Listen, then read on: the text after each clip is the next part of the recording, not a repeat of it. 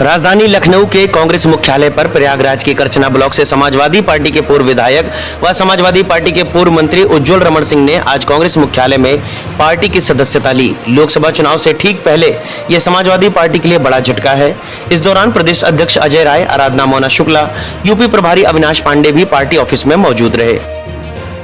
बता दें कि प्रयागराज ही नहीं, दिल्ली तक अपना और अपने क्षेत्र का झंडा बुलंद करने वाले नेता समाजवादी पार्टी के पूर्व लोकसभा सांसद कुंवर रेवती रमण के पुत्र हैं उज्ज्वल रमण सिंह।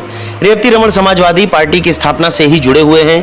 यही कारण है कि समाजवादी पार्टी प्रयागराज में मजबूत पार्टी मानी जाती है। कांग्रेस ज्वाइन करने के बाद उज्ज्वल रमण सिंह ने कहा कि लोगों को दिख रहा है संविधान खतरे में है। प्रयागराज में बीजेपी को हराने के लिए हम एक साथ आए हैं। सोनिया, राहुल, प्रियंका और अखिलेश जी का धन्यवाद देना चाहूंगा। यह इन सभी शीर्ष नेतृत्व का फैसला है। हम मजबूती से लोकसभा का चुनाव लड़ेंगे और जीतेंगे। संघर्ष का समय है, अभी मेहनत करने का समय है और जितनी हम मेहनत कर ले जाएंगे उसी का नतीजा 4 जून को आएगा। तो अभी मेहनत की बात करिए, अभी लड़ाई लड़ने की बात करिए, संघर्षों की बात करिए। अभी भाषण देने की भी बहुत आवश्यकता नहीं है।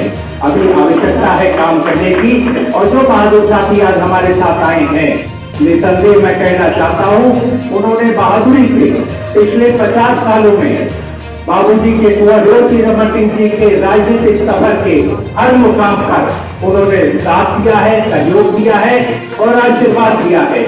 और मुझे उम्मीद ही नहीं, पूरा विश्वास है कि उनका आशीर्वाद भी मुझे मिलता रहेगा और उसी के बदौलत इस लड़ाई को हम आगे लड़ सकेंगे।